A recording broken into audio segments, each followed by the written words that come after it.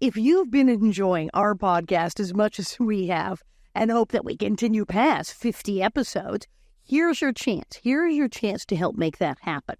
By becoming a Patreon subscriber, not only will you help the Little House on the Prairie 50th Anniversary podcast to live on, but you'll also get exclusive content just for you. Here's what's in store for you. Join monthly Q&A sessions where you can ask us about anything. Whether it's about our work, personal interests, or advice on your own projects, we're here to connect and share. Enjoy unique content created specifically for Patreon subscribers, including bonus segments from our shows. You'll have a say in what we create, and you'll have a voice in future content. Benefit from exclusive discounts on merchandise and entries into special giveaways. It's our way of saying thank you for your support. Receive personalized shout-outs in videos, podcasts, or social media posts. Because your support on Patreon allows us to dedicate more resources to creating the content that you love. You could join the Little House 50th Anniversary podcast community on Patreon and become a Prairie patron for just $5 a month.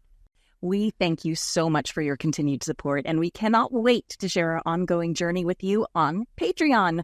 We are extremely grateful for the support of visitsimiValley.com and the city of Simi Valley's belief in Little House on the Prairie and their support of the Little House 50th Anniversary podcast. Discover the charm of Simi Valley, California, the home of the Prairie. Visit Simi Valley, where adventure meets history and the spirit of the Prairie comes alive. Explore the Ronald Reagan Presidential Library, step aboard Air Force One, enjoy stunning hikes and savor delicious local cuisine. Whether you're here for a weekend getaway or a family vacation, Simi Valley offers something for everyone and is only 30 minutes from Los Angeles. Plan your visit today and experience the best of Simi Valley. Go to visitsimiValley.com for more details. Your adventure awaits in Simi Valley.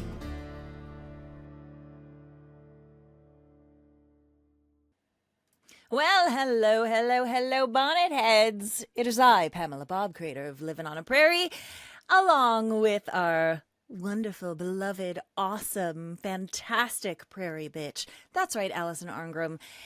Here she is, yes. And our wonderful, beloved, fantastic, awesome, #imaginary boyfriend. That's right. Just it's too Steve many Butler. adjectives, Pamela. Take it while you can get it. When I was working on the Faraday program years ago at Golf Channel, David Faraday is a wonderful writer. I would always tend to overemphasize with adjectives, and he would go through scripts and just take all that out. Snippety snip. Take it away.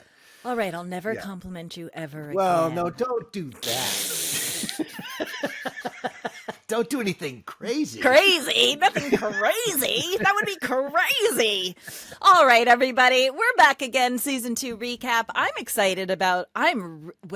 especially excited about today because, well, Dean, had you ever watched this episode before? No, this is another one that I'm getting a lot. Yes, this is a season 3 episode, but before we do that, I was going to say, I'm just excited because it's a new one and there's some controversy about this episode that we will get to. But before we get to that, Dean, hit it.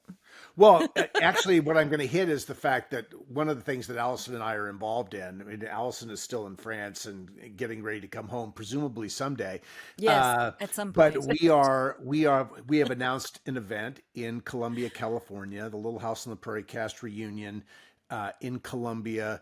It's in Gold Country, and you can check it out on at littlehousegoldcountry.com. Tickets are on sale. We have a really nice selection of cast coming. Alison, why don't you tell everyone who's coming? I think it's actually a pretty nice. It's the largest group of cast that we've had since Simi Valley last. Well, you know what? It feels very celebratory. This one. This one feels like we're back. We're better. It's safe. It's legal. We're back, baby. We're Are. back, there's baby, news and things are about going to be that too, isn't good. there? I mean, There's there those Yeah. really is things news going about on, that. and we're like, but yeah, no, this is going to be epic because yes, me and Dean are going, and yes, Charlotte Stewart, Miss Beadle is going to be there. We know Rachel has said yes. We're like, hey, the baby Carrie I girls, think Baby Robin's Carrie. going to be Miss there Robin too. and Rachel Greenbush, they are working girls, and we need both baby carriers, which like almost never happens. And we of course have No, our it's Andy Garvey, amazing. Pat Leberto, They're Ketty Lester. Yes, Ketty Lester. Love letters straight from the heart. Yes, Ketty Lester. Hester Soup is coming. Oh my God. And we have a I mean, Carter. she got back to me. So they wrote Yeah. to me They were like, and please, said, please. Ketty is Yes. feeling better. She really Great. wants to get out there again. Oh, Yeah, she I had love like a medical it. procedure thing and was like in a rehab thing and then got her. She's She like, no, was I'm back on my really- feet. I'm fine. Where are Yeah. we going? Let's She's go. ready to go. Yep, She's yep. ready to Great. go. We got Yeah. the Carters. We got Sarah and Jason Carter. We got Pamela and Alison, Dave Freeman, Wendy Lully, Jennifer Donati, our baby Grace and baby Rose, and toddler Rose, Jennifer Michelle Stevens. We have like all the baby Roses, like all the baby Caras. And baby, it's like all the baby. Where's Jeb Carter? Does he ever do any of these? He's a restaurateur and he Twice. doesn't really Dabble in the fan stuff. Yeah, he doesn't. He did an event He did like two. in Walnut Grove, a couple of events, and he was Lovely. terrific. He's great. He was great. Yeah. It's funny. I mean, look, people have a different sense of this.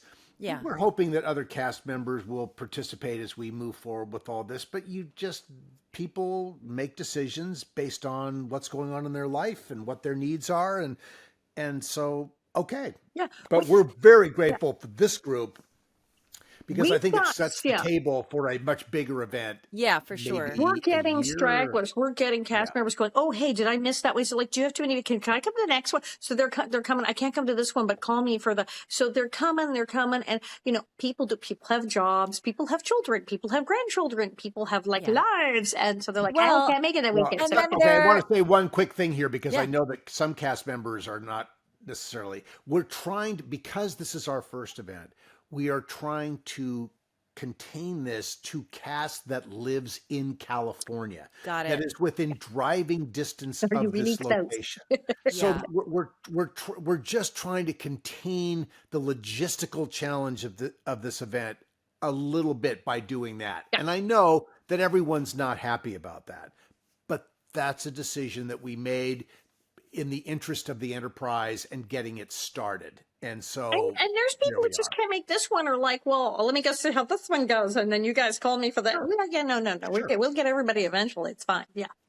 Well, and I will say also in terms of other future bigger events, I know, and this is very positive, lovely feedback, is that, we had Charles Bloom on the podcast a few episodes ago, is who on Pearly the Day list. Wilder, and he wrote to us and said he didn't know that people even thought twice about him after all this. He didn't know that there was a fan base that was so excited to see him. As, I will attest to that. I was so excited to see him because that he might have only been on one episode, but it's an episode that everyone Terrific knows and episode. loves Yeah, and it's a remembers. terrific episode. And, it's so lovely to have contact with these actors who really had no idea that there were people out there that cared at all. Yeah. Oh, he's on the And party I think list. he was really going forward. Yeah. Yeah. he's on He the was list. really taken aback by the love. And so anyway, shout out to all you guys about that, because that was really, really, Totally. really lovely to hear from him. Anyway, let's get to the show. We'll tell you what we're about to Great recap. thing. But first, from the studios of UBN Go in Burbank, California, this is the Little House 50th Anniversary Podcast. Season 2 recap. Boom, boom, fireworks. Woohoo, woohoo, woohoo.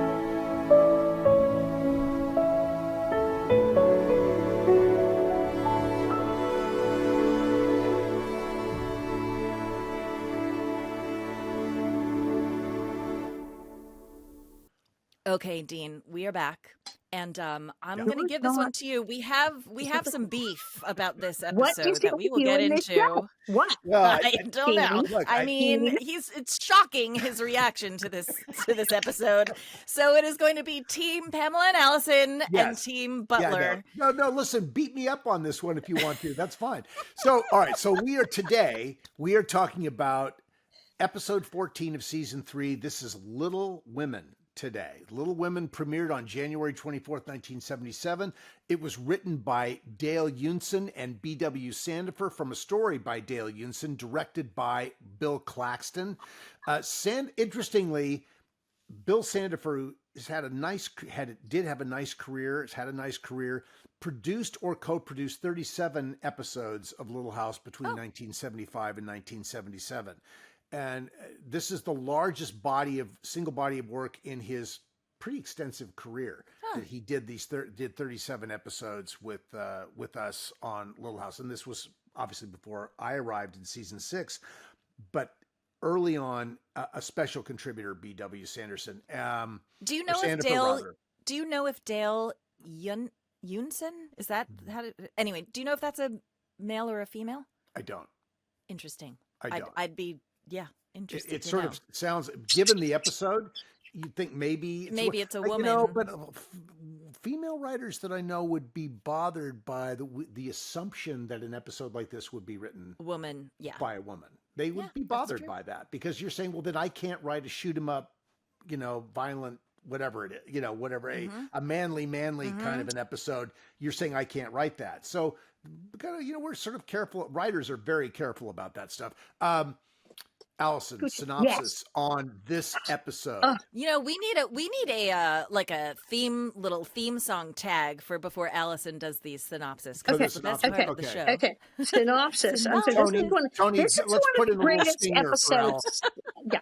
Dean's like, this episode. I'm like, no, it's a girl episode. What can I say? We love this episode. So after Willie gets in a fight with Laura, doing a reenactment of a scene for Robin Hood, the children of Walnut Grove put on plays based on their favorite books. Willie bribes his older classmates to do a scene from Tom Sawyer. Mrs. Olson rewrites Louisa May Alcott's Little Woman for Nellie, and shy Jeannie Clark steals the show for taking a lesson for character Joe to persuade her mother to wait a attend the minute. event. You got to read. You're just sort of blowing through this.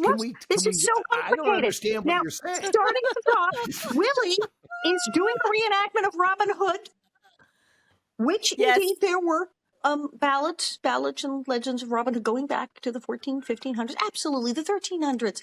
But unless we are to believe that Willie Olson sat around reading the lyrics to ballads from 1560, from medieval times, was just sitting there reading medieval time lyrics, the book of the Adventures of Robin Hood did not come out until 1883, almost 10 years after when the show took place. I'm sorry, 1883? No, the show was, the life of the show was 1883. This is supposed to be like, but remember we had 1876, 1976.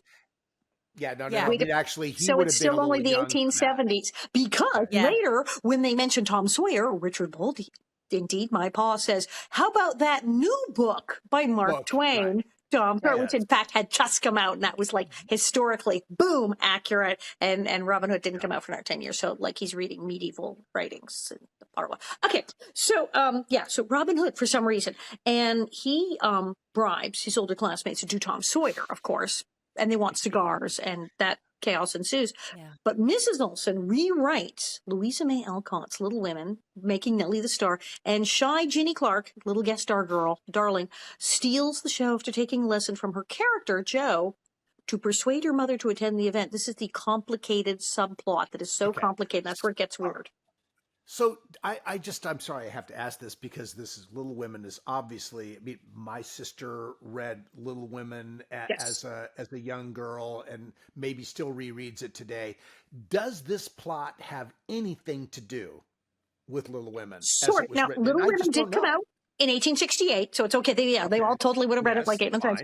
Yes, there is a whole thing where the girl cuts her hair. They are. I mean, that's the parallel. Oh, really? No. Oh, yeah, no. Okay, so I don't do know you not know Little Women, Dean I Butler? do not know Little Women. Okay, that's why you're not into women. Sewing. You're a big believer of women, but you don't know Little Women. Getting the money for father to come home, all of that jibber jabber that we destroy badly and torture on stage is technically from the book. Mrs. Olsen has kind of glued it together, like in an odd, backward kind of way, so that it doesn't really make a lot Now of it sense. makes sense why you're not into this episode, because you don't know. Yes. Well, in fact, wait a minute. Why would I read Little Women? You've never as seen a the young movie, boy? any of No, the movies I've of never Little seen Women? any of it. Never. As Ruby Okay, says I grew at the up dining on. table. I grew up on all of the versions of the movies of Little Women. So okay, I gotta knew go this watch story. one now. Yeah, because a big plot of the story is Jo cuts off all of her hair and sells it. And so does the money. Ginny in this episode. That's Oh, well, why then, it's okay. so special. Well, there you That go. really All right. happened. All right. So forget everything I said before we came on. dare it you. all makes sense now. It's hard because although there are things in the little school play that we do in Little Women that are dialogue from Little Women, Yes. it's rewritten and directed by Mrs. Olsen and performed by Nellie. So of course it doesn't make any sense. No, and I That's just, also like, so particularly bad. love when she's introducing it. She's like, Little Women, written by By my my mother. My mother, right. By her mother. Do you like my miming of sewing? My Oh, your violent sewing. My whole Wait, let's take disdain it- for this. my space All right. relations. That's why, Dean, because you don't know Little Women. Yeah, I no. can't. Yeah. This- So what am I talking about? That was a stupid judgment on my part. Okay, I have to own that. I have to own that. I have So to like goes rethink on my in this entire show. relationship with you right now of who I think you are. Okay. Okay, let's take it back. We okay. meet Ginny. Yes. Ginny, Ginny. who is amongst an actor, a character that we love, whom we never see again. She is in the I believe that there is a vortex somewhere in the universe of one episode characters just hanging out together in the She's stratosphere. living with Reverend Alden's wife that we never saw again. That's where she is. Right. You know where she went? You know where she went? She went to the Waltons because she is played by the brilliant Rachel Longacre. And Rachel Longacre wound up going to the Waltons as Amy Louise Godfrey. She's Amy Godfrey from the freaking Waltons. They poached all our best people, Todd Bridges. They really did. The honestly Waltons were poached. They were so She's terrific. choice. She's got a lovely and she was on the sweetness about her. She was also she could also be Charlotte Stewart's daughter. God, Yeah, right? she She could looks be. Well, certainly with the exactly wig. like her. Certainly with that wig on. Now, no she was question also about in that. Circle of Children, which was a big psychological thriller TV movie at the time, Circle of Children, which also starred Matt Laberto, Pat Laberto, Todd Bridges, Kyle Richards, and every child star working at the time that year were all in that movie. And I remember going, why wasn't I in this? They were, because you were fully booked on the series, yo-yo, duh. But yes, it's like she was in all of the TV movies and after school specials that I wanted to be in, but didn't have time for. So did you know her when she came on set? I had Did you not, know her? but I knew of her, and like everybody else, there was this gang of child actors who were like in things all the time, and Matt was one of them, and so they all kind of knew each other. And I'm like, and they're like, because you have a steady job, fool. That's why you were not in these things. Stop complaining. Yeah. Okay, so you know, Okay, so but Ginny Rachel, we love has- Rachel Waltons, everything. She's awesome. Boom, there you go. So we are introduced to her in this pains me to say it, a horrible wig. The first Why? of several Can you bad wigs. explain This this to me? episode is all What is about going hair. on? All about hair. So the first terrible wig. I mean, The beautiful I don't Rachel Longacre. understand. Enormous It reminded wig. me of It reminded me of the wig that one of the characters in Star Trek wore in a like the Gorns or something. I mean, this blonde. It was like this such an obvious wig. It was so obvious. I mean, the hairline was so obvious. It stuck up and away from her head instead of lying down. Yeah. It's so I know the people on Little House were talented. Larry Germain was like one of the best hairdressers. And I glass, know. and glass. This in the is what I industry. don't understand. So Rachel had explain, please. she had Make it make sense. normal child actress length hair. She had normal hair, but they had to create this thing of her having massive long Glorious hair hair, to cut yes. off and sell to the wig maker. The man who brings Nellie, the second terrible wig in the show, which is a great wig at first, because at first I have beautiful black Cleopatra, because he said, we must have a wig. And they're like, oh, I want pearls. and Mrs. Olsen said, Yes. now, this is one of the 800 inside jokes. all great actresses wear wigs. Yark, yark, yark, because I was wearing the wig. And so the black Cleopatra hair, which is great. And then I want curls, and then it becomes the fro, and it's so bad. And because explain to me how they saw this child and went, yep, she looks great. Roll him. How? Don't know. And then she has the bad short wig, which is terrible. It's supposed to look like which is almost worse. Which is worse because they didn't want to, I guess, touch her hair. I don't know what. And so they give her a bad. But the Nellie wig is so realistic. We see people in wigs on the show, and it looks like their hair. I mean, I just my wig is stunning. Understand. Charlotte Stewart was wearing a wig. Now, this was still your. This was still your real hair, or was this the wig at that point? No, this was Nellie's wig. I was wearing the wig, and then in fact, when they have the black wig on and they pull it off. This is one of the episodes. It's a big deal. You get to see my hair. I have on the net cap and the pins, and that's my actual hair. She's perfectly lovely blonde hair. But then they put the thing. Okay. Now, that black wig was done. I like that. I liked having dark hair for 5 minutes. And when it got curled and looked silly, I loved when it was long and black. I was like, I'd wear this all day. This is beautiful. Then I got the curls, which looked dumb. However, Gladys Whittencoy, our fabulous hairdresser, who put that wig on me every morning, who we all loved, when she saw the curls, now remember, Gladys was older. Our crew was a lot of them, much older people. And she was a fan of Dick Tracy back in the day, the comics. Now, I was much too young to know the old original Dick Tracy comics. I knew like the curtain ones in the 70s. And she said, Dick Tracy had a character, a girlfriend in the comics called Sparkle Plenty. And she was very beautiful. She had pale white skin, blue eyes, and black curly hair. And you freakishly look exactly like the Sparkle Plenty cartoon girl. And so she called me Sparkle Plenty all week. It was fabulous. I was Sparkle Plenty. So I kind of love that wig. So I love this. I love all stuff. Okay, so we see Judy in a terrible wig, and she's shy. She's much like our stuttering friend, Anna Kurtzman. She's like our poor girl with a bad leg. In the Vortex, Kim Richards, all of the people who disappeared who had a problem, and her problem is her mother. Her father has died, and her mother's widowed. They don't have a lot of money. He didn't leave them with any money, and her mother is grieving so hard she will not go anywhere. She will not barely leave the house. All right. So what do we think of Kay Peters as Della Clark? She's bitter. She is bitter. She is openly bitter and makes no bones about it. And then, I mean, she says she wishes she was dead too. She said, I would have gone with him. I mean, that's harsh. She is miserable. I mean, in today's, it would be like, oh my God, we need a therapist stat. This poor woman is really having a problem. She's bitter and she's sad that he left her with nothing and that he's dead. But she's also like really gone off the deep end because her daughters are going, we're having a play. Mom, come this way. Nope, can't even do that. And there's this guy who wants to go out with her. Hey, maybe it is too soon. Again, another strange man taking little girls from buggy work. I know. Okay, listen. Okay, I wasn't going to bring this up, but it's just because you brought it up. But this is when this really pains me to say this. This is when I'm like, damn it!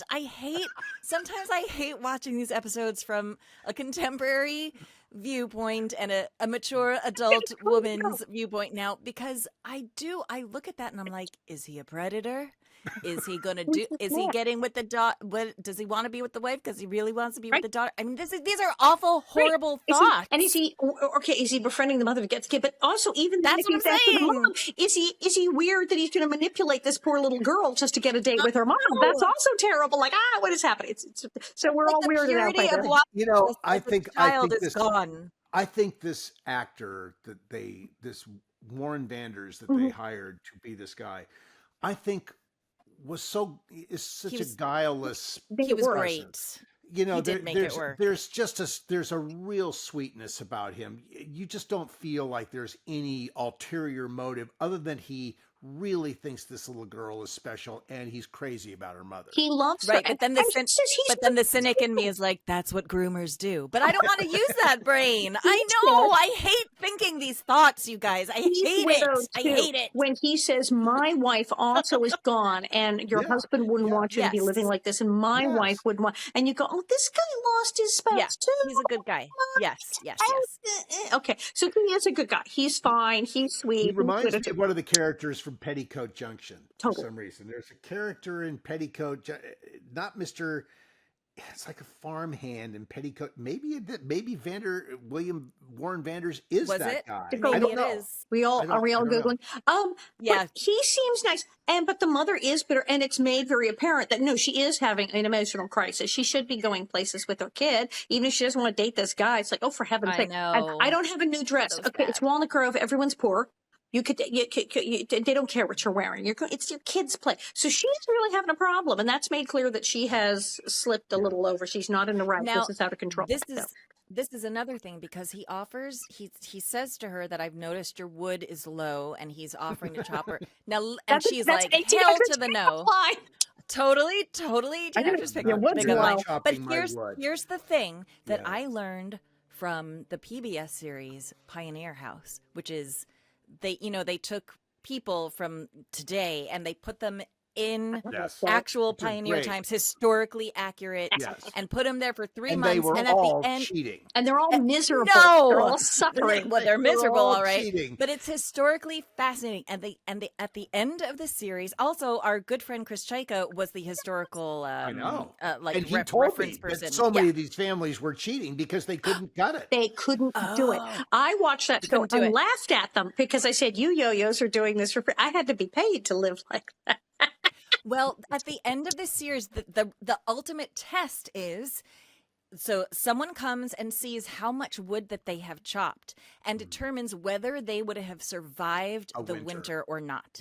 And I don't think any of them would have survived the winter. Maybe one family, if I can remember, but I think the majority of them, if not all of them, would have not lasted the winter. They would have all starved and died. So for the fact that this woman...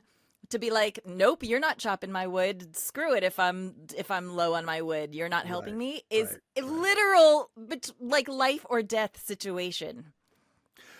No question. Well, I mean, another, one of those things that people would have commented about on regarding Little House for years is the fact that where they were, there was no wood.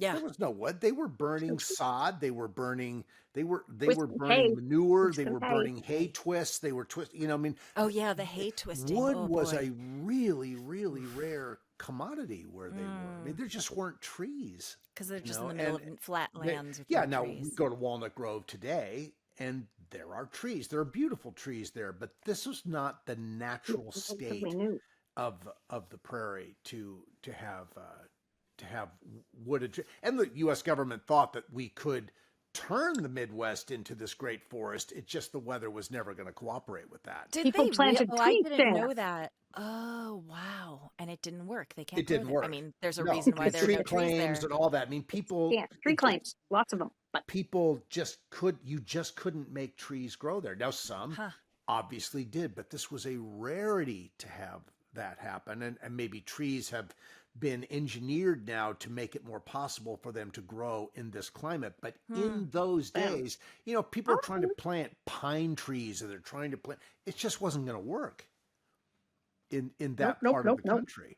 So anyway, it's it is fascinating, and I love that the Frontier House about coming to check the stock of wood. Yes, that would have been a very, very big deal. Well, Laura wrote a whole book, The Long Winter, that really focused on the freezing to death.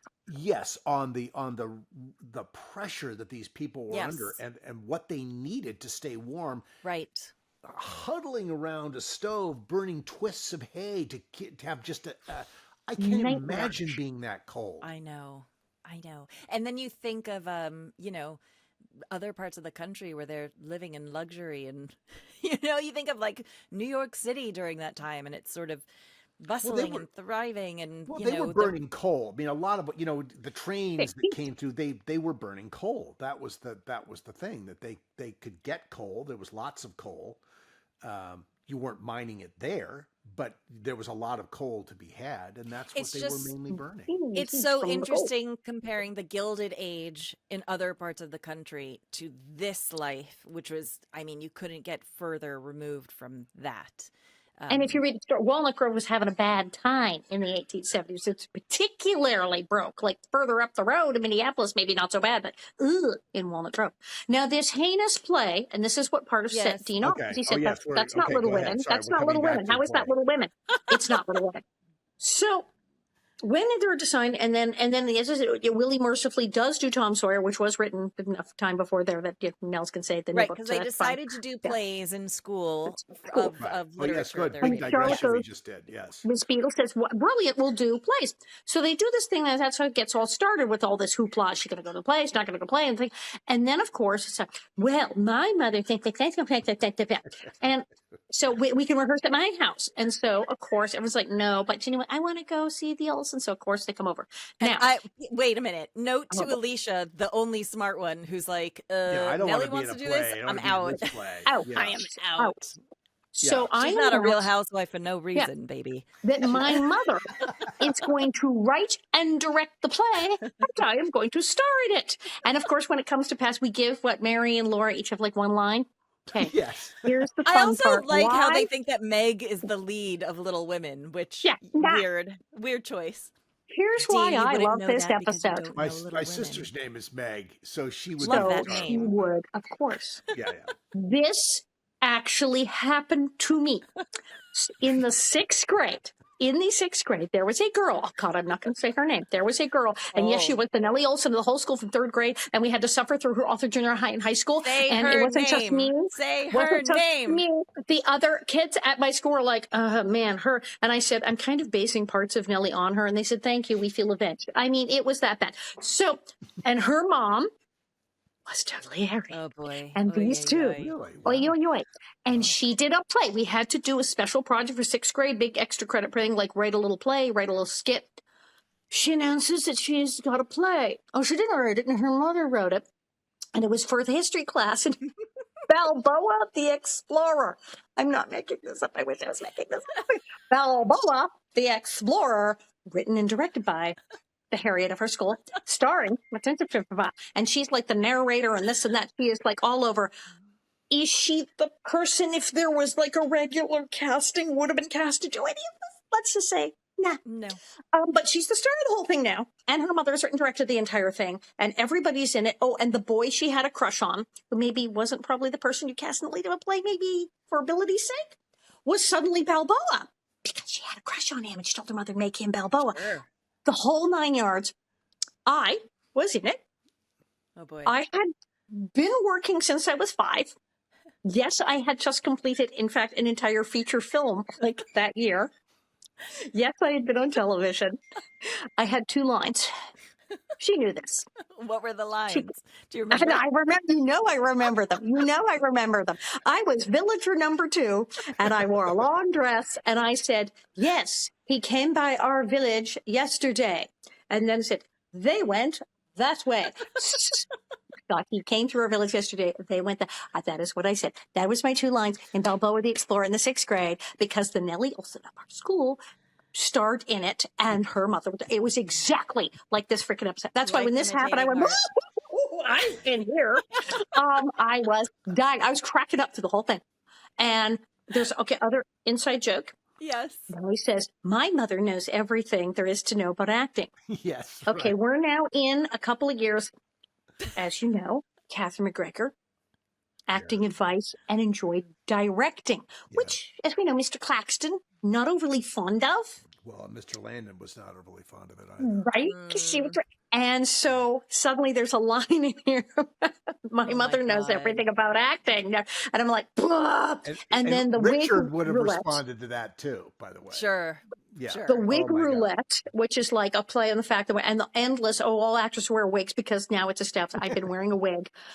Catherine also ad-libs a line that I nearly died when I watched it. Which is totally impressive. It's not in the script. When she comes to the door, and it's another one of the brilliant scenes. I'm in did the fright wig, and she's like, what do you said you wanted curls. And I go, well, what'd you listen to me for? I'm just a child. And she says, I'll child you, and shoves me down the hall. That's a great line. I'll child you. Oh, God. And I'm like, So, yeah, all of this was going on. And then we're on stage. And of course, I do like the space relations, like, cups that you do on stage. And so I said, how can I do them as badly as beyond humanly possible. And hence, you see Melissa Sue Anderson is sewing very well. Lovely. She's I beautiful. love your Mindless. sewing in this. Sewing. And I violent. Violent. And then I go, She's like a truck driver. You know what? Nellie reminds me of a lot of Miss Piggy. And you know how Frank Oz described Miss Piggy as she was just a truck driver in a dress, right? Like there was nothing actually ladylike about her, really, except the affectation that she's putting on as if she's a lady. And Nellie doing that violent, crazy sewing, I was like, oh, she's just a truck driver. There's nothing delicate or dainty about her whatsoever. If Little House on the Prairie was the Muppets, you're Miss Piggy. I would be Miss Piggy. 1,000%. Eric Caron, our fabulous artist friend in Montreal, did for a present for me a poster of Little House on the Prairie thing, except it's Miss Piggy as Nellie Olson, and she has a little doll that's Laura with. Wait a minute. That is crazy that I just referred you to Miss Piggy and Eric already did that. That's insane. Everybody knows I am Miss Piggy. Moi? Yes, it's true. Well, Nellie is Miss Piggy. Nellie. So there you go. So we were killing ourselves laughing doing this thing. And so they didn't tell you to sew that way. That was you. No. You came up with that yourself. I just went there. That's what we decided to do. And Charlotte Stewart, Miss Beadle's face when she sees me in the wig, the take that she does, the look of they're all just like, look at that. Everyone's dying. We're all cracking up. When I did the bad sewing, we broke ourselves up. God, the whole thing was one crack up from that. And then when this poor child with the thing in the bonnet and then takes it off, and then there's a third horrible wig. And she's cut off all her hair. But then it's like Gift of the Magi kind of thing. She cut over here to the dress for her mother who didn't want it and who's already yelled at the guy because she thought very sweet. It's so very sweet at that moment. Yes, we do all cry. I was crying for sure. Okay. So what do we think about this? Is one of the key element in the story. I mean, the win at the end of this is that Ginny and Mr. Mayfield and Della ride away together on the carriage. But that's the moment. That's the win in the episode. Right. Yeah. She has at least agreed to come out to do things with her daughter. She's not going to be a recluse anymore. Right. She's agreed to maybe possibly consider dating him. Maybe. And it's implied that it's a done deal. I think could be a family after this. Yeah, they could get married, and they will be a family, and everybody will be healed because she has lost her father. This woman's lost her husband. He's lost his wife, and they will now be together. I think what's tricky about this particular story, and maybe this is one of the things that I'm bumping on, is that the Ingalls really have nothing to do with the resolution of this story. No. They are barely, Laura and Mary are there.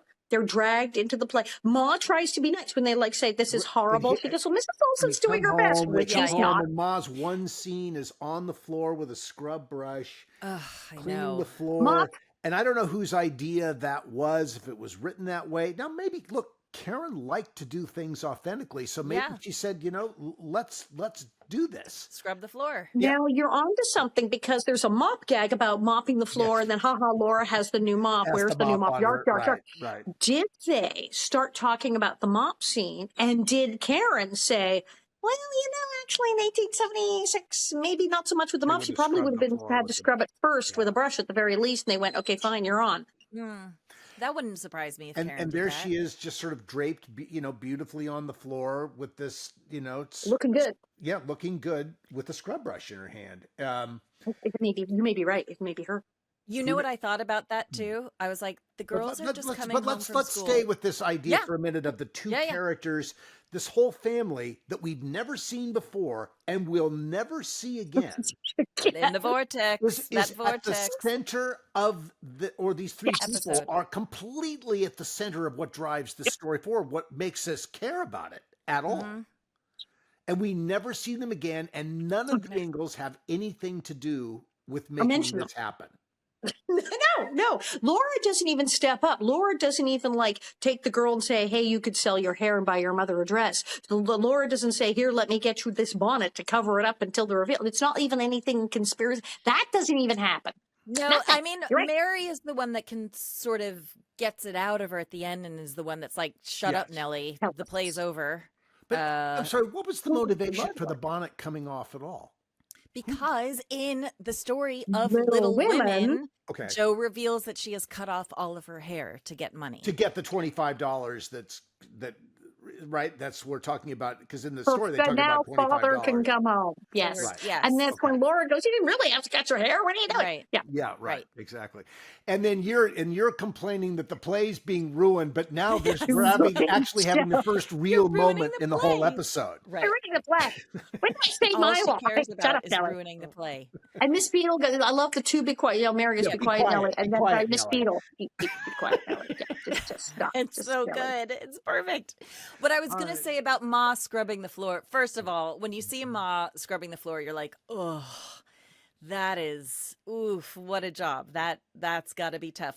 But then the fact that this is coming from me, my own personal view. The girls have come home from school, which means it's probably about 3 o'clock in the afternoon, let's assume. 3, 4 in the, yeah, 3, something 4, like that. which is the time of day that people all prepping mothers are crashed hard. Oh. They're exhausted. They've been up. I Yeah, mean, 'cause listen, she's been up scrubbing since she 5 scrubbed the floor a.m. in the morning, basically. Yes. Is what would have happened. Yes. So right, that's what right, was right, going right. through my mind of like, oh, it's 3 or 4 o'clock in the afternoon. She's scrubbing the floors. Oh, That would have been done earlier. I that mean, pioneer life is woof. That is harsh. Dude, that is hard. Yeah. Okay, so let's also talk about the fact that both Nellie and Willie. Do we need to take a break? We need to take a Should we break. take a right break? here. All right, we'll discuss bribery next when we come back from this break. See you in a minute. When you visit Simi Valley, California, you're stepping into the pages of history. Go from the pioneers to the presidents. Explore beautiful wildflowers, hike through iconic Hollywood locations, and end your day aboard the actual Air Force One at the Ronald Reagan Presidential Library and Museum. Throughout the summer, take the Little House 50th Anniversary Tour at Big Sky Movie Ranch. Less than 15 minutes from Los Angeles and 30 minutes from Universal Studios, Simi Valley has small-town charm with big-time history. Go to visitsimiValley.com for more information. We are so grateful to visitsimiValley.com for their commitment to presenting the Little House 50th Anniversary podcast. And now we're back. Yes, we're back. Okay, we were just about to talk about bribery. I just think it's very silly, very funny, and also very sad that Willie doesn't actually have friends unless he can bribe them. And this is commonplace with Nellie as well. You know, like, I'll give you candy, I'll give you... With Willie, those boys are really awful to him, and the cigars are the only way that they will do this play with him. Cigars and the chaw. And the chaw. Give me a chaw. And Willie is more than willing to do it. But my. Willie's a very transactional young man. He sure is. And Nels notices, remember when Nels at first is happy because when he says something about the big boys. Boys like him, yes. Friends. Right. Yeah, Willie's finally getting some friends. He's friends with the big boys. They're going to work out, right? No such thing. And also, let's not forget Mr. Edwards, speaking of child, has that weird moment in this one, too. With Grace talking about you tell him what you tell her what it's going to be, and I love that. Liar. That's He's a nice awesome liar. The line. That's what leads Mr. Wakefield to go and with the and really get into it with her. Yeah. And again, weirdly inappropriate things with the children. They said Little Women, and Mr. Edwards says, "Oh, Little Women! I think I saw her when I went into St. Louis one year," and he is referring to either some kind of unfortunate circus act or possibly a burlesque show of some kind. It's like, what is he actually referring? And Paul's going, I'm going, Pa thinks you it's guys are not hilarious. supposed to be talking about that. Whatever it was. I still love it. That's one of the. No, I get it. I get it. I think, look, you just sort of look past that, but those kinds of moments in today's world, where you're seeing where we are looking at, I think, and not to get overly current day here, but where we are seeing an effort, a very deliberate effort to repress women again in our culture. This is a really interesting thing to have watched in that light. It's troublesome that this is the attitude that is out there. And yet, look, when he thinks that Grace is right there behind him, he becomes a jello. And that's why I think that moment works, is because that's the only reason all that bravado. works. It's all bravado. It's all this male chauvinistic, patriarchal yeah. bravado. And then the second he thinks that she's overhearing him, it's 86 on that one. So I think that's the reason why we can get away with it. That's because why it works. I don't think Mr. Edwards could never actually feel that way or act that way. He would never get away with that. The idea that Mr. Edwards would be someone you would even go to for romantic advice is like the most ludicrous proposition, and it's made clear. Yes. Well, and you can see Charles is looking at him like, smiling, like, I mean, come on, man. What who are you kidding? talking about? Yeah. Yeah. So a lot of tough talk here, but not. But Warren Mayfield thinks that he's going to try a little of that. Although he does it in a soft way initially with the flowers. He comes with the flowers and he wants to be honest with her, and she just can't hear it. He did say one thing to her that because I think he's great. I do think he's great. But he did say one thing that I was like, which is, he was like, he died 2 years ago, pretty much. He's like, get over it. He died 2 years ago. And I was listening to that like, ooh.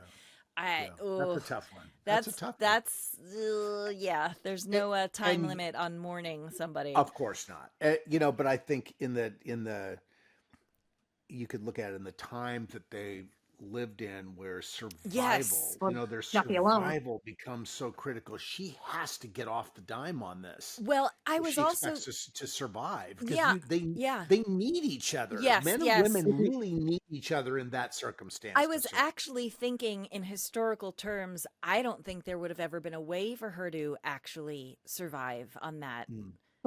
During that time, if she had not gotten another partner very immediately. Now, on the prairie, they did find, and I know Karen had talked about this, that in many cases, when it was really like big homesteading, like middle of nowhere stuff, that if the guy lost his wife, he was writing back home for a mail order bride, somebody's sister, anybody, immediately stabbed, because he knew, like, I have to be out doing this. Someone has to be. I cannot make it without the second person.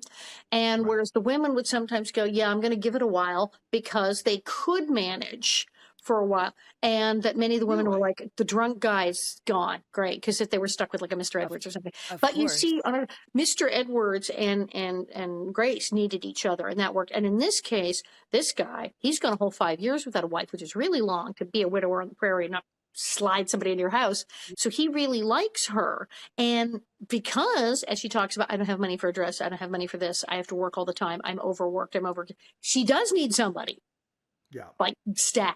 So, and he genuinely loves her, and he genuinely loves the daughter. So I find that so interesting that the women were able to survive. Many women did not. Where are you getting, Alison? Where are you getting that? That's an interesting. It's an ancient. We will have to dig this up. But it was during some of the homesteads. If that's why there were a lot of like sole female households who were homesteaders. As well, Native Americans were able to homestead and freed slaves. A lot of people got to homestead and got land who normally would never have gotten land. So there was a lot of that. But there were some women who said, I'm going to hang for a bit, and didn't rush to get a guy. Whereas the guys generally did want someone there because, if you're doing the crop, someone better make dinner. So, It's been historically the case that men generally like being married, or need to be married, more than women do. What is it? I think men need men more than women need men. Married men live longer than single men, but single women live longer than married women. Or so it's the numbers are bad. The numbers are telling. But all right. Well, we did. Nobody could survive alone on the prairie. Right. Nobody's going it alone and like doing very well out in those conditions in Walnut Grove in the 1870s. Nobody's doing it. Jonathan Gilbert, stellar performance in this episode. Love the paint. Loving the paint. Yeah. Now, this is the first time. Now, maybe Alison, you're in a better position to know this, but for Miss Beadle to send both Willie and Laura to the corner, very rare. Happen? I think it's the first time it happened. I don't know if there's a second. There's been one or two. I think I did get set to the corner eventually once or twice. But I love that But that's why line. he says, "No, it's my corner." This is my corner. My corner. Yeah. It's hilarious. I think there's I think it's so funny that the brother and sister who clearly, I mean, and Alison, you watch this every day. This dynamic between Melissa and Jonathan was probably pretty much like what we saw right there. A lot, every now and then someone go, well, now weren't they adopted? And I always say, dude, adopted, schmopted. I was there. I've heard them argue. They're brother and sister. Yeah, for sure. Yeah. I can I swear to that in court. There's nature, but then there's nurture, and even if you are adopted into a family, it's the nurture of that world that you are shaped by. Yeah, absolutely. The classic annoying little brother, like completely. Well, he is the perfect, like, naughty, obnoxious little brother that he's perfect. Yes. He is the perfect, obnoxious, naughty little boy because he's never really bad. Yeah, he's just like a he's such an opportunist. He's just a complete opportunist. Whose side is winning? I guess I'm on that one. That's it, man. Change sides. There's been episodes where Willie has changed sides in the middle of the whole thing. Well, she said she'd give me another. He has no moral compass other than he's just an opportunist. He is an opportunist, and he's so good because Jonathan was so utterly natural. Yes, and yet he had these devious things going. It's really good. Really good. Yes, he's so terrific. Just the way he runs it, that voice, it always sounds like, to me, he's sort of like speaking in falsetto. I know. It never feels like connected sound to me. It always feels sort of...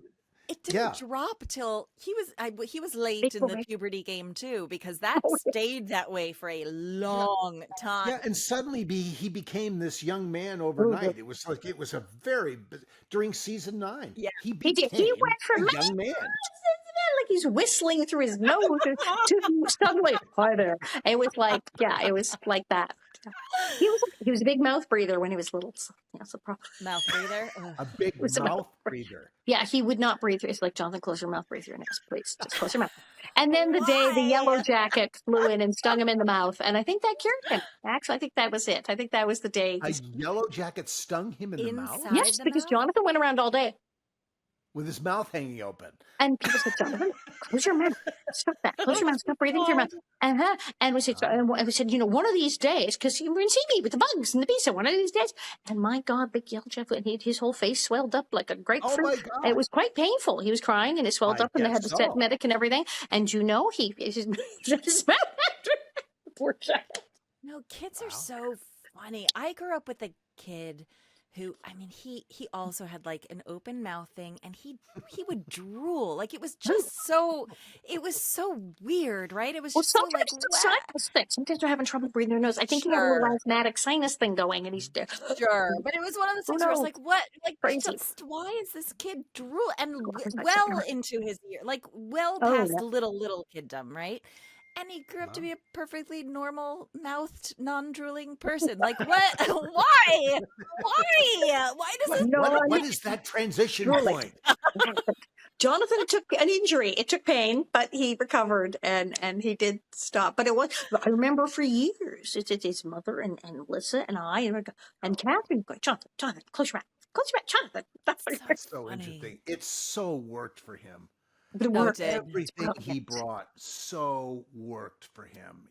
I think he was a little gem in the flavor of all of this. He was so natural. He was he was just all in. And it was just a for a guy who fluke, never right? really wanted, who like was Yeah. always looking for a way to do as little as possible, Yeah. that worked for him. Alison, you've talked about that for Yeah, it years, was about how he was always sort of looking to sort of, Not. you know, not, yes, Just not Well, do he whatever. said he never read the script. He He just didn't knew want to his read lines. scripts. He came with wanted to be surprised. Melissa at the audition. They're like, and you can be Willie. I mean, it was ridiculous. I mean, what a fluke, man. and That is he And didn't you want to can read be scripts. Willie? He was a He band. didn't audition. He was just there with Melissa. Well, we have another one. We'll have him too. It's, you know, he didn't want to read it. He was a bambino. He didn't read. And then he did learn to read, and he still wasn't reading the scripts. It's because his mother read it to him. And that was the whole thing. Why don't you read the scripts, Jonathan? He read his part. Even when he could fully read, he would just read his part. Why don't you read the script? What's going on? I want to be I want to surprised. be surprised I when was I watched surprised it. I when mean, I it's watched like it. this 100%. little boy, this voice just kills me listening to him. It is his voice. It's brilliant. It's great. It's great. I mean, just, you know, speaking about Jonathan, you know, when we were all at Simi Valley together, Just we almost talked a year about ago this. now. Yeah, I mean, when almost this a year episode ago. posts, Yeah, it'll be but, past I the mean, year, but yeah. But Jonathan, audiences, people who love the program were so thrilled to see Oh my Jonathan. God. Like a Because rock star. he is such an indelible presence in those years that he's there, because he is this gnat bug source of annoyance for everybody, and he was so good at it. Yeah. So good at it. So brilliant. Wow. He just did. Well, if we could get him out on the road to come, I mean, we Corner just that know boy. that people would be thrilled. People keep asking about him. We don't know They where always he is ask or about what it. he. Yeah, Do we? We do don't sort know. of know where he is, but we don't bug Sneaky. him. He is Yeah. sneaky. He is like, but oh my, when he came up that stage and he let his hair down, Oh, and the women said, I'm not supposed to feel this way about Willie Olson. This is wrong. oh my God. Yeah, no, he was just a riot. He was a riot. He stepped right back into it, sticking the tongue out. The when he put on the little breeches that he had on the costume, it's like, oh my God. What the heck? He's right there. Mind blowing. It was mind blowing. The whole thing. Yeah. Yeah. I know you said that put you back into therapy, Alison. Yeah. I was like, I'm going back into therapy. This is too much. My brain cannot handle this at all. Okay, this is a silly question, but Yes. I need to know. Yes. Mrs. Olson pays $27 That's a boatload of money. for this That's a wig to get it huge curled. amount of money. How much is that in current? What do you think that is? It's Hi, like Siri. do How you think much it's like is $1,000 wig? $27 in? A Yeah.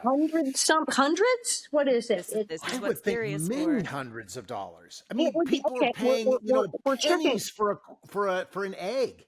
Yeah. Okay. So let's see. What is it? $27. We're going to say 27. 27. This is just random Googling here. $27 in, we'll say 1876. 1870. Sure. Yeah. No, I don't. Stop. We don't know. Oh, they believe there's a website that thinks that they know something here like, How much would it be? And they're going with that they believe that $27 in 1875 would be $779.74. I totally believe that. And Whoa. that is Definitely a couple $100 boatload. at least. Yeah, I assumed Yeah. it was in the high hundreds, if not 1,000. That's exactly. bananas. No, exactly. Yeah, they're saying here with inflation, average inflation, 2.27% a year, a cumulative price increase of 2,787%. So they're saying, yes, it could be, in fact, inflation rate in 1875 was minus 3.51, blah, blah, blah. So, yeah. So it's $600 each. Bananas. It's a lot of money. It's a lot of money. Bananas. Yes. Yeah, particularly for just the spontaneous thing. And, he's going to put the actor who played the wig salesman. What an interesting voice he had. There was He just reminded me of like a circus, like a ringmaster type. Yeah. Well, the mustache and the whole thing, Yes. but there was something in his rhythm that was it felt it felt like such a shtick. Very Sweeney What's Todd, his very name? Pirelli, Sweeney Todd. Yeah. So wait, If anyone gets that who reference, is this guy? dear So Rachel folks. Longacre is Clark, Della Clark's Kay Peters, Mayfield, that's Mr. Warren Vander. So who's the wig dude? Is Yeah, I just didn't Mr. Who's he? Who is the wig dude? I'm like going, what was his name? I don't know. Oh, Mr. Mason. Mr. Mason. Yes. She said, I sold my hair to Mr. Mason. The wig dude was Mr. Mason, which is Roger Bowen. Roger Bowen. And Roger Bowen, comedic actor, not Colonel Henry Blake in the film version of MASH. It says here that it's Roger Bowen. Wow. Yes. Even Cowgirls Get the Blues. Yes. Yes. Kate and Nellie. It appears to be him. Advertising Man and Samuel Mason. He was on our show twice. Yeah. And indeed, it appears he was in everything. Jeff Gonzalez's What's Happening, etc., all in the family. But I'm scrolling, and what do we? Barney Miller, the usual kind of things that one would see. And Love American Style. MASH, 1970. Colonel Henry Blake in MASH in the film, 1970. That's him. Do you guys think it's better to be a consistently working actor, but not known as a thing, right? So like this, let's take, for example, this actor who's consistently working all the time in tons of different shows, different parts, different characters, but he's not famous. No one knows him for a specific thing. Or to be known for that one specific thing from that one show.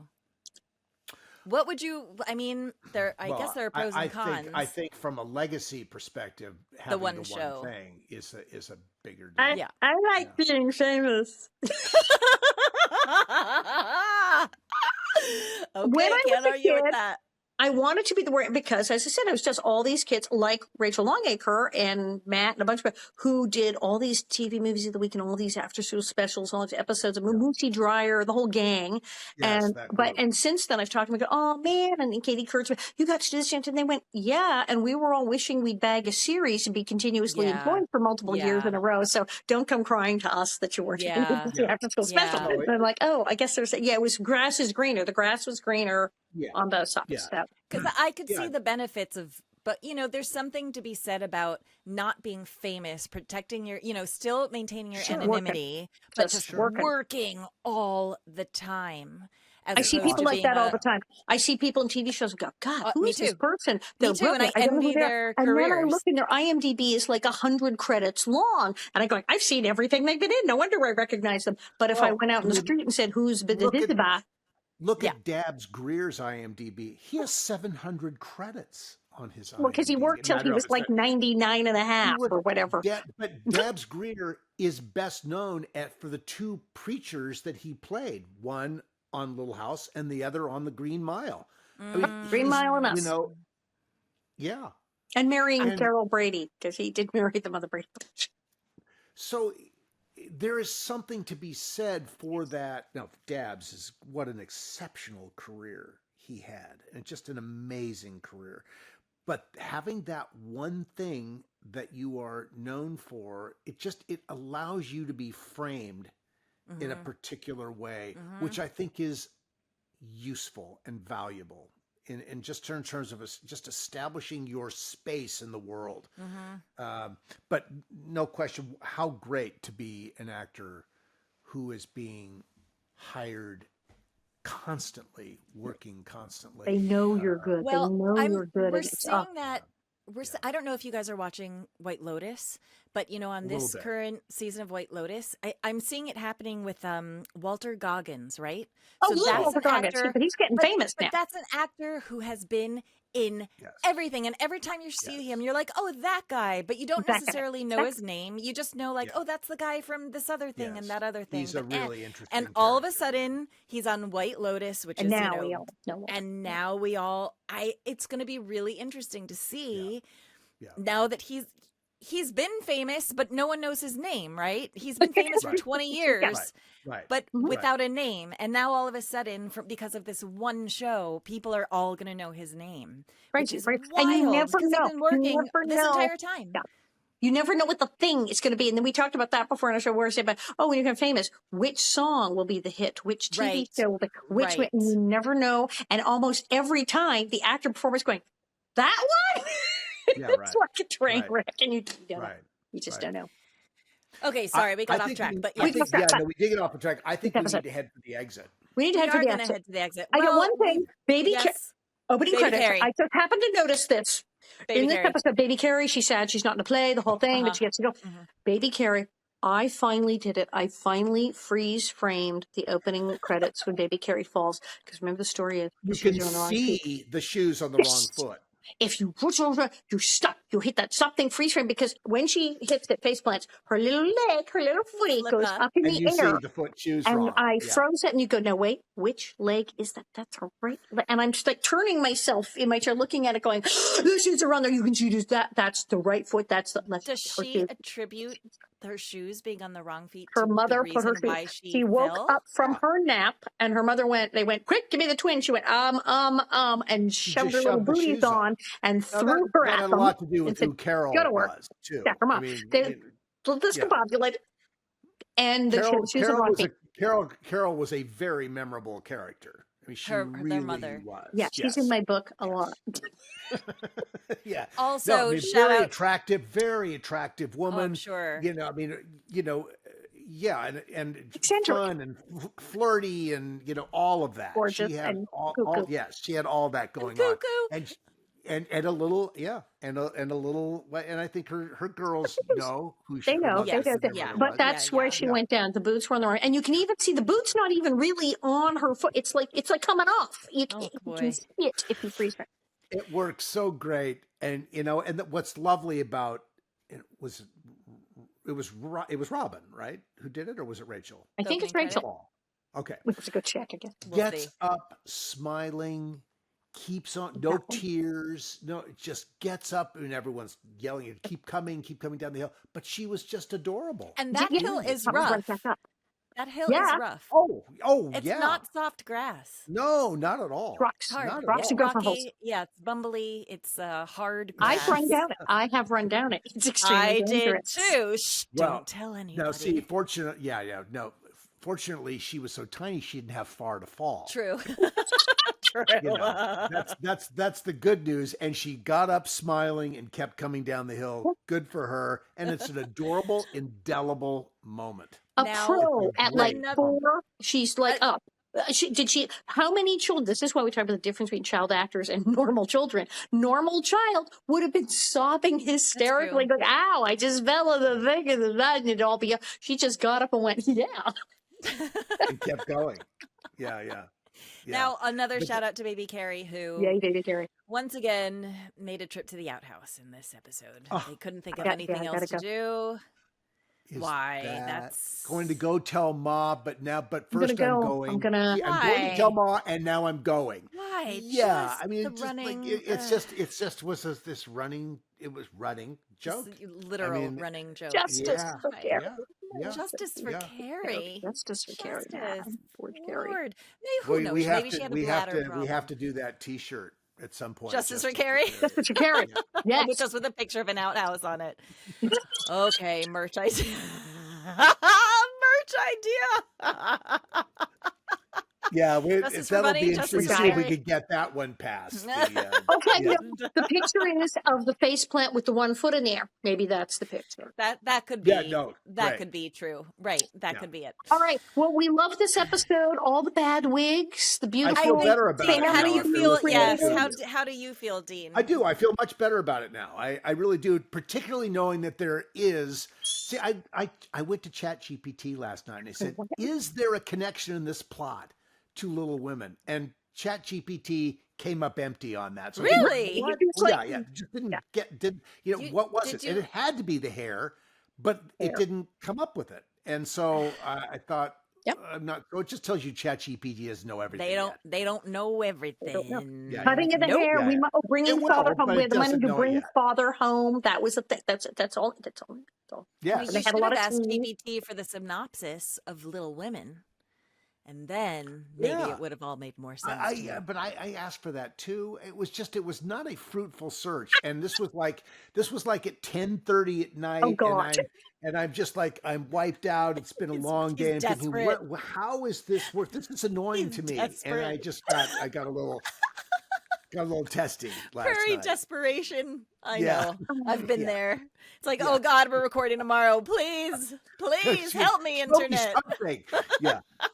Got But it. gratefully, you two had a good take on it. So, all right. So let's race for the exit, Pamela. Okay, everybody. Thank you for joining us today. Hope you enjoyed it. I personally love this episode. It was always one of my favorites, especially as a kid. Loved it.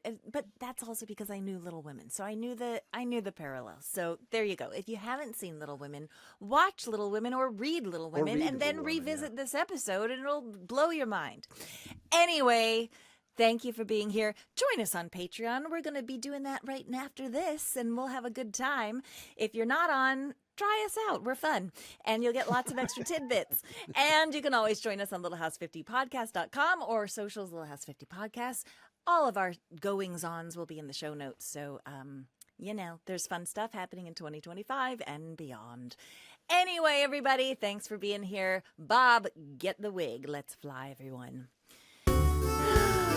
Down the hill in the wrong shoes. Don't trip, everybody.